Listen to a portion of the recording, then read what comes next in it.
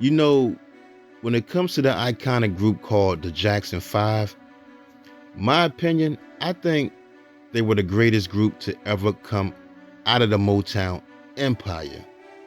Now, the Supremes were the most successful, and the Temptations did their thing too, but the Jackson 5 changed the game because they was just kids. They were one of the first African American groups to achieve crossover success. Their success helped break down racial barriers in the music industry and paved the way for other African American artists. They say they were the kings of bubblegum soul. I have never heard that term before, bubblegum soul, but they sold over 150 million records worldwide, making them one of the best-selling artists of all time. They were the first act to have their first four singles go number one on the Billboard Hot 100 charts. They were the original boy band.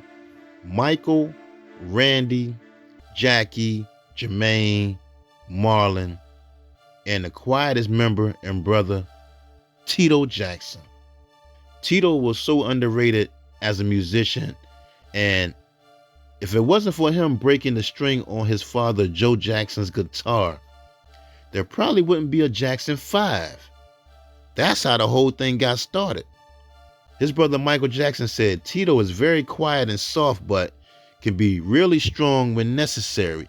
He's always there when we need him, and he manages to project an inner calm, which is vital within a family unit.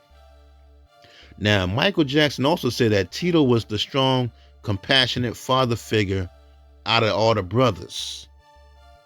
Kamala Harris, former Vice President Kamala Harris, revealed in an interview that she said Tito Jackson of the Jackson 5 was her first celebrity crush. And let's get into the story, right? Let's get into a story, man. Now, Tito Jackson's birth name is Toriano Adaro Jackson, and he was born on October 15th, 1953 in Gary, Indiana. Now, he was the third born out of 10 kids from his parents, Catherine and Joe Jackson. Now, I say 10 kids because Marlon had a twin named Brandon that died shortly after birth in 1957 from respiratory failure. But anyway, now, how he got his nickname Tito, it came from his father Joe because of a boxer that he knew back named Tito. One of Joe's friends' name was Tito. And you know, a lot of people don't know that Joe Jackson was once a Golden Glove boxer, but he left the sport to take care of his family. Now, growing up, you know, Tito was influenced by his parents. His father was in a band, and his mother was always singing. He said his mother would sing as she washed the dishes and cooked, and they would harmonize with her. You know, Catherine Jackson was talented too. Like I said, she could sing, and she also played the clarinet. You know, Tito said him, Jackie, and Jermaine would also watch the Three Stooges, and that's how they learned how to harmonize the way they did from watching the Three Stooges. You know, they used to do it on TV. And he said Michael always wanted to sing along with them, but they always told him he was too young at the time. Now, Tito also played the saxophone in school. Michael said Tito was the most talented and looked the most like their father, Joe. Now, see, Tito really loved blues music, though. And he used to sit there and watch his father, Joe, and his uncle Luther play the guitars at the house. He would study how they played their guitars and watch their fingering and everything. And Joe Jackson will always tell all the boys before he went to work to not touch his guitar because he knew, especially Tito, was fascinated by it. But you know, if you tell a kid don't touch something, they're going to touch it anyway. So around the age of 7 years old, Tito started playing his father Joe guitar without him knowing while he was at work. And, you know, their mother told him he could play it, but just be careful. Plus, she didn't mind because she knew it would keep him and his brothers in the house and from hanging with the bad boys in the neighborhood. But one day, Tito ended up breaking one of the strings on it. And his father Joe whipped him because he knew he wasn't supposed to touch that guitar that he had in the closet. So after Joe punished him, he made him play it for him. He told Tito, "What you got? Let me see what you can do." Tito played it, and when he got done playing it, that's when Joe told him that he was good and could almost play better than him. And he gave the guitar to him as a gift. Once he gave that guitar to Tito as a gift, that's when Tito started playing everything by ear, whatever he heard on the radio. Then Jackie and Jermaine would start harmonizing to whatever he was playing, and their father Joe thought they sounded good. Next thing you know, he started buying more equipment and bringing it home, and he brought it home for them to practice and get better. And at first it was just Tito, Jackie, and Jermaine as a group going by the name of the Jackson Brothers. Jermaine was playing the bass at the time and was the lead singer until Michael joined the group at the age of 6 years old, and they would share the lead. Tito said when he saw Michael sing the song called "Climb Every Mountain" at school at 5 years old, and the whole school went crazy, that's when he told Michael that, "Oh yeah, you in the group now. You could be in the group." Michael and Marlon had joined the group in 1964, and they changed their name. That's when they changed their name to the Jackson 5. It was a lady that gave them that name, the Jackson 5, when they had performed at a local wedding. She said, "What's your name?" They said, "We go by the Jackson Brothers." She said, "Why don't y'all just go by the Jackson 5? Because it's 5 of y'all." And it stuck. Then they started doing talent shows, and their father Joe began to groom them and teach them how to perform. He figured he can live his music dreams through his talented kids because, Joe Jackson was in an R&B blues group called the Falcons back in the day. He also didn't want them hanging out in the streets because they was in the hood. This gave them something to do. And a lot of people thought Joe was too hard on them because he would make them practice every day when they came home from school, and he would whip them with a belt if they messed up while rehearsing. But the thing is, Joe wanted to get his family out of the hood. Tito said his father Joe recognized the bad people that he was hanging with when he was young. And Joe Jackson would tell his friends, he'll tell Tito, "Go home." And then he would tell his friends, "If I see you hanging around my son again, you have to deal with me." And they didn't want to deal with Joe because, like I said, Joe was a Golden Glove boxer. He didn't play. Joe didn't play when it came to his kids. He wanted to protect them, and he also showed them how to defend themselves when needed. Because look, now, Joe Jackson used to get all the tough kids in the neighborhood to come box his sons. He wanted his kids not to get bullied.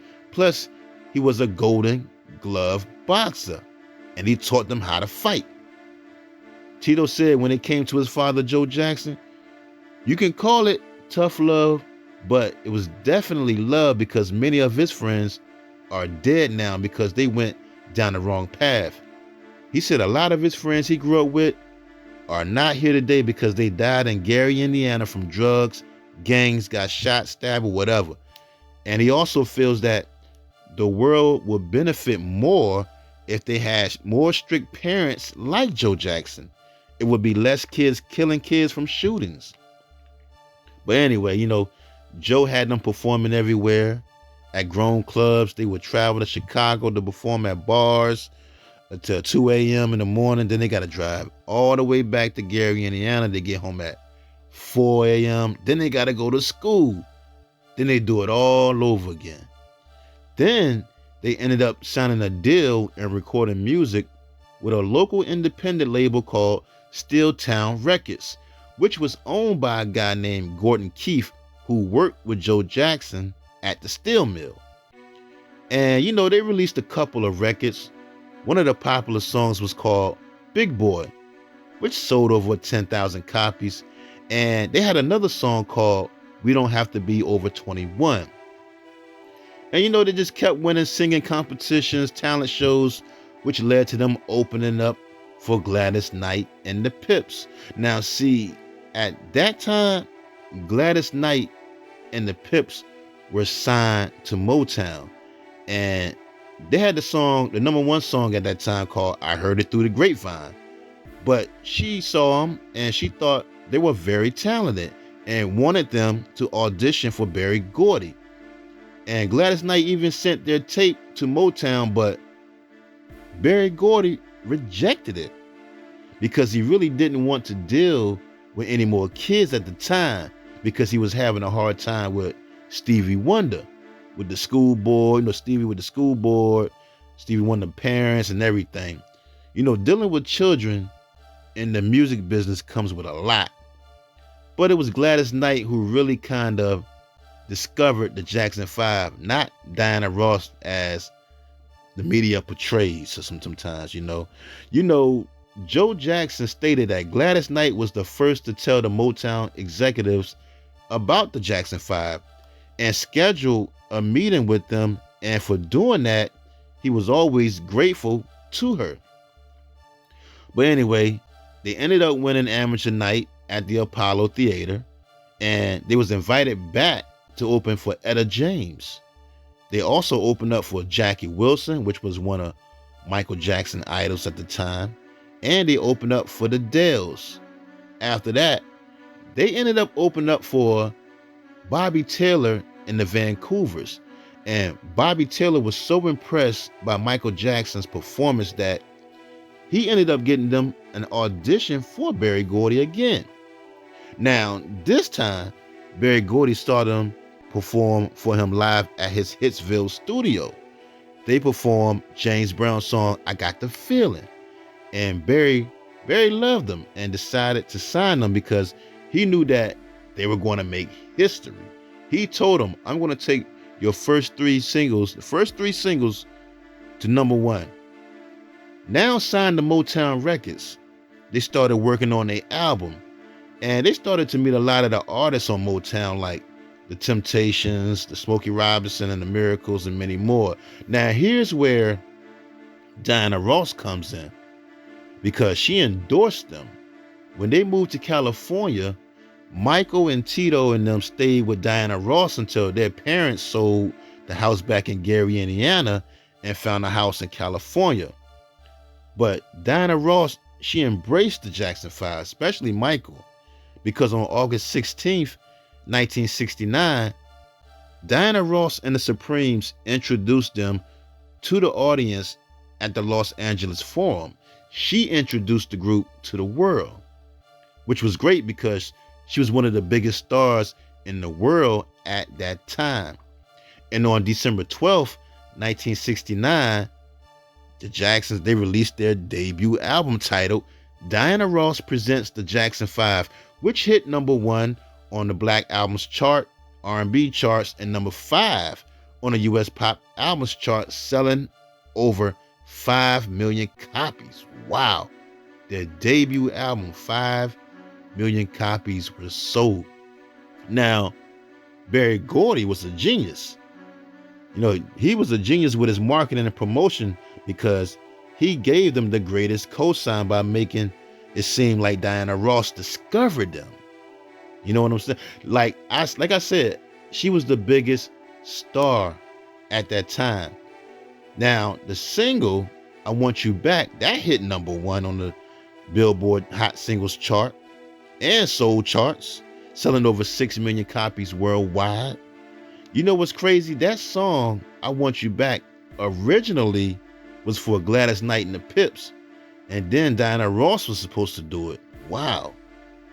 And look, when they was making that album, now Tito thought Berry Gordy was going to let him play the guitar on them songs they had recorded, but Berry thought that might be too much pressure for them. Berry and his team, they just wanted the Jacksons to focus on their routines and learn how to play the songs live while performing. And Tito said he understood that the guitar players in the studio, which were the legendary Funk Brothers, were way better than him because he was only a teenager and still learning. Now, they had did a cover of the song Who's Loving You, written by Smokey Robinson, and that became a big hit, even though it was never released as a single. After that, they ended up performing on the Ed Sullivan Show, in which put a lot of eyeballs on them. That let the world see their talent right there when they went on the Ed Sullivan Show. But, as their popularity grew, the girls would go crazy, which would make a lot of the teenage boys mad at their school and other schools. But like I said earlier, they was from the hood. Kids in California didn't know the Jackson 5 was from the hood. They just thought they was some singing little boys or something, but they was from the hood. And Joe was a Golden Glove boxer, and he taught them how to fight. And Tito said him and Jackie's, they would beat up a lot of people in school who started problems with them.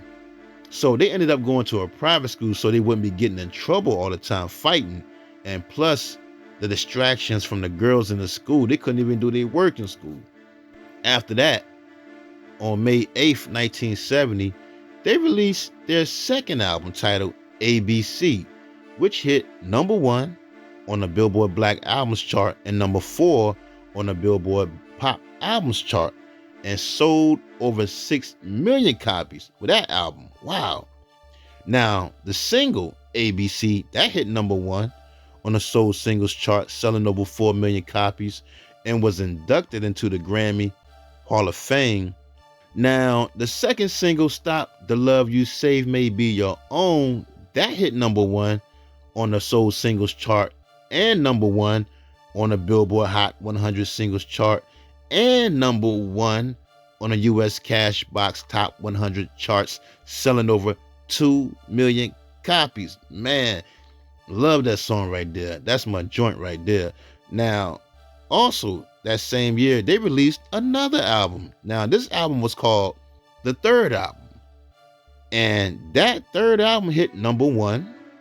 And it hit number 1 on the Cashbox. It hit number 1 on the R&B charts. It hit number 4 on the US Top LPs Billboard charts. Now, the single, I'll Be There, that hit number 1 on the Billboard Pop Singles chart and number 1 on the Billboard Best-Selling Soul Singles charts, selling 6.1 million copies, making it the most successful single ever released by the Jackson 5. Wow. That song made them the first group to have their first 4 singles number 1, and the first black male group with 4 consecutive number 1 pop hits in the same year. That is crazy. These guys was on fire. And I'll Be There was inducted into the Grammy Hall of Fame. Now, I must say that I love the duet version by Mariah Carey and Trey Lorenz that hit number 1 back in 1992 for the MTV Unplugged. Now, that was my era right there. Now, another song from that third album I also love was called Mama Pearl. That was a great song too. Now, also that same year on October 15th, 1970, they released another album, which was a Christmas album titled Jackson 5 Christmas Album. And that album hit number 1 on Billboard Magazine's special Christmas albums chart.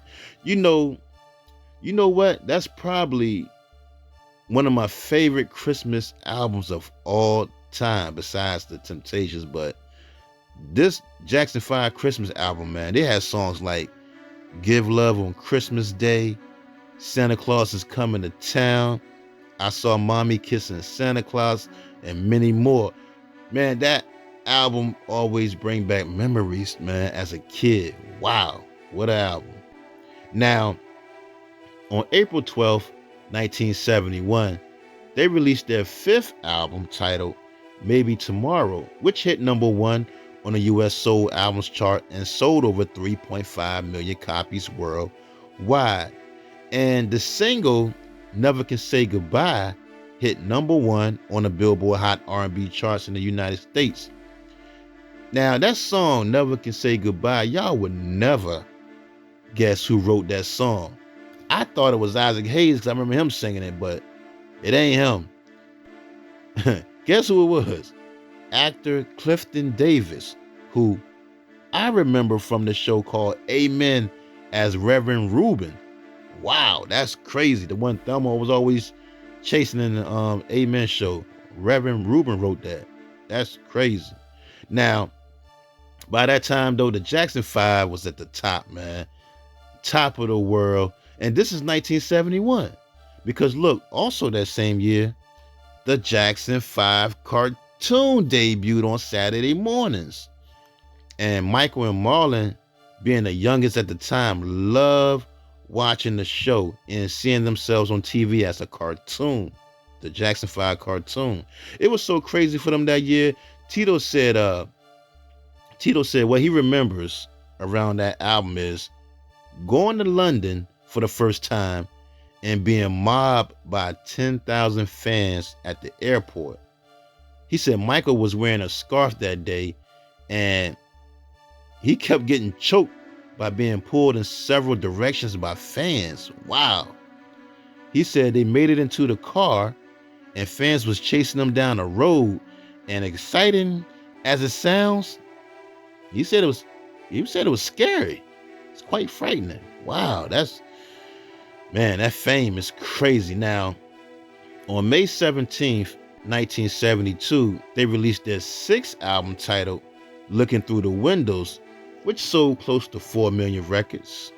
Right after that, Motown started releasing solo albums from Michael, Jermaine, and Jackie.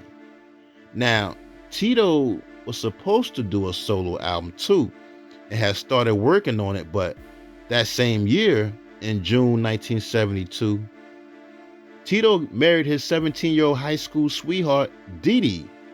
He was 18 years old at the time. And at first, his parents, Catherine and Joe, were upset because, for one, he was too young, and they just thought Dee was just a girl that only wanted him for his money and fame. And look, they made her sign a prenuptial agreement. And she did because she really loved Tito. She was a good woman that really loved him. She was a sweetheart. Everybody was kind of upset at first, but they learned to love her. Now, the following year, on March 29th, 1973, they released their seventh album titled Skywriter, which sold close to 3 million records. That same year, September 12th, 1973, they released their eighth album titled GIT, which stood for Get It Together, which sold 2 million copies. And the single Dancing Machine hit number 1 on the R&B charts and sold over 3 million copies. Man, y'all remember, man, when Michael did that robot dance, the Dancing Machine? Wow. Amazing. And then they all would join in and follow him doing a robot. It was crazy. The first guy credited for doing that robot dance was named Charles Washington back in the late 1960s. And he also would become a dancer on Soul Train too. And the song Dancing Machine had earned him a Grammy Award nomination for Best R&B Performance by a duo or group with vocals, but they ended up losing to Rufus and Shaka Khan's hit song called Tell Me Something Good. Now, also that same year, in 1973, Tito and Dee welcomed their first child, Taj Jackson. He was born. On September 5th, 1974, the Jackson 5 released their ninth album called Dancing Machine, which sold over 2.6 million copies. On May 15th, 1975, they released their 10th album titled Moving Violations, which sold 1.6 million copies. And the single titled Forever Came Today, which was a remake from the Diana Ross and the Supremes, hit number 1 on the Billboard dance charts. Now, another song on that album, right? All I Do Is Think of You. And it did okay on the charts, but to be honest, I love the R&B group Troop version, man. Troop, All I Do Is Think of You. It hit number 1 for them back in 1990. That was my joint right there. I love that song. All I Do Is Think of You. But after that album, all of the Jackson brothers felt it was time to leave Berry Gordy and Motown Records because Berry Gordy wouldn't let them write and produce their own music so they could make more money from their royalties. Now, the only one who was against leaving Motown at that time was Jermaine Jackson, and for two reasons. One reason he wanted to stay with Motown was he felt that Motown was the only record label that knew how to promote black artists. And the second reason was at the time he was married to Berry Gordy's daughter named Hazel. So he stayed while all the rest of the brothers left. And the rest of the brothers, they ended up leaving Motown and they signed with Gamble and Huff's record label, Philadelphia International Records, who at the time had a distribution deal with Epic Records. And they also added their little brother Randy to the group, replacing Jermaine Jackson. Now, they also couldn't use the name though. They couldn't use the Jackson 5 name anymore because Motown owned it. Berry Gordy had trademarked the name, so they went with the name The Jacksons. And on November 5th, 1976, they released their 11th album titled The Jacksons, which did end up going certified gold. Plus, Gamble and Huff let them do some writing and producing on this album. But Gamble and Huff did say they had a hard time creating music for them because their voice had changed. They weren't little kids anymore. Their voice was changing. But they continued to release albums like Going Places. The album called Destiny went platinum. The album Triumph hit #1 on the R&B charts. In 1980, the brothers were honored with a star on the Hollywood Walk of Fame as the Jacksons. In 1983, all of the Jackson brothers came together, including Jermaine, after Berry Gordy requested them to perform on the Motown 25, Yesterday, Today, and Forever.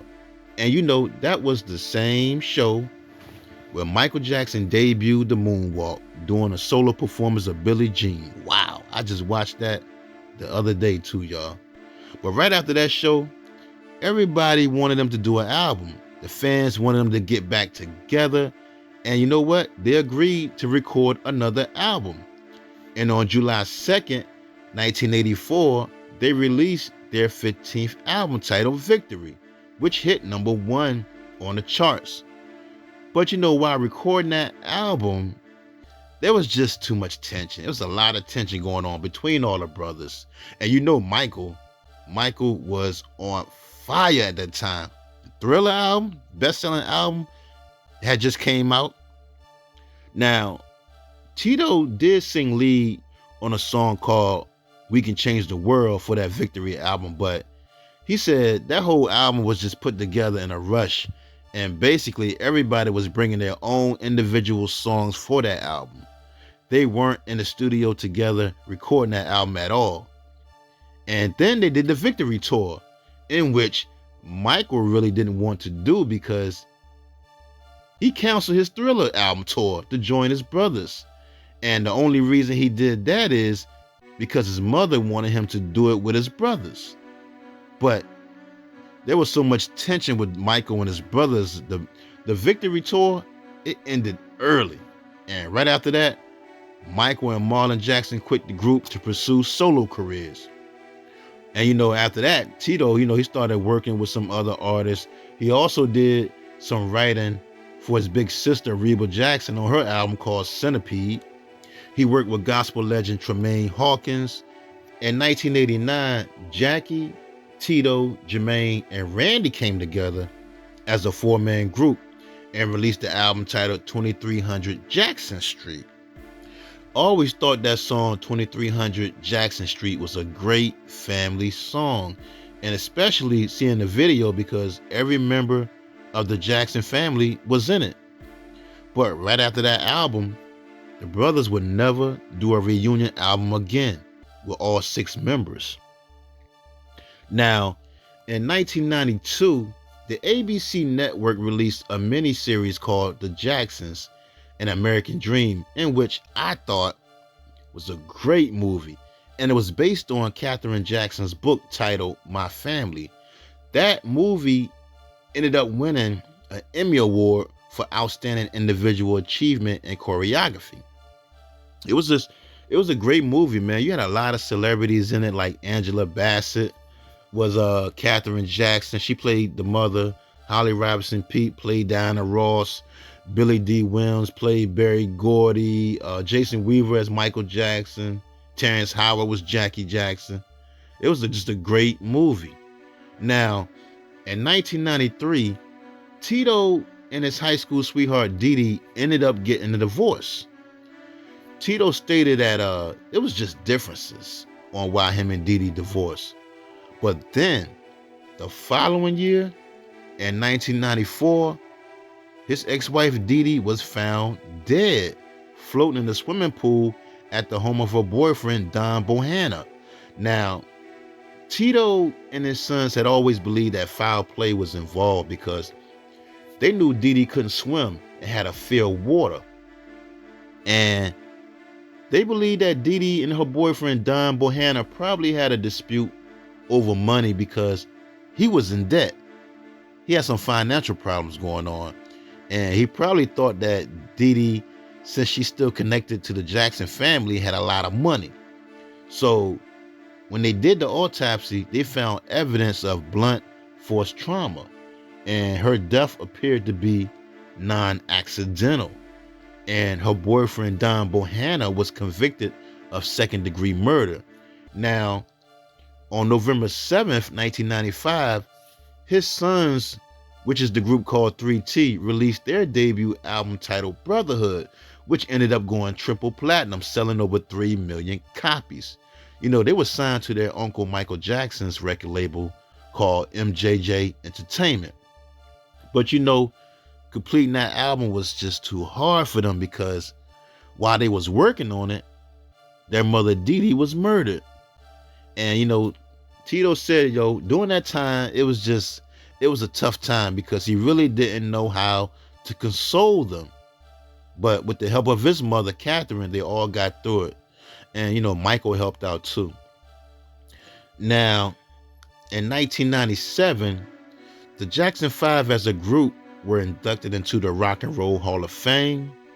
In 2001, Tito and the rest of his brothers performed for the Michael Jackson's 30th anniversary special at Madison Square Garden in New York.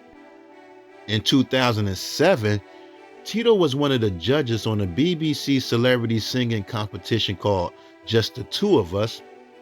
In 2009, his brother Michael Jackson died from a prescription drug overdose at the age of 50 years old. Man, rest in peace to the king of pop. You know, Tito stated that when they would do shows, it was just sad to look over and see Michael's not there. He was like, our baby brother, the greatest thing that ever happened to music. It was all a tragedy to me how it went down. He had so much more to offer. We only saw half of Michael Jackson's career. And you know, I agree with him on that, man.